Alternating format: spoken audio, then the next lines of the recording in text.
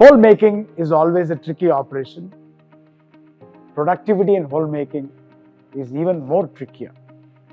When you increase the machining parameters like feed rates, drills start tending to produce oversized hole. The hole drifts. Sometimes even drill breaks inside the bore. This makes engineers very, very apprehensive about using drills at a higher cutting parameters. TaeguTec today has extensive range of solutions for drilling applications and hole making applications.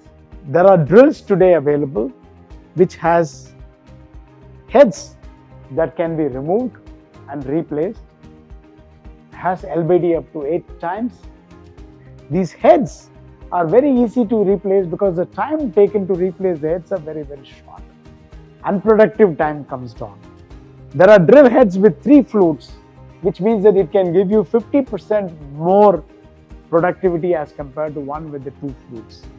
We have the reaming solutions which can run at speeds which are unimaginable by the normal traditional reamers.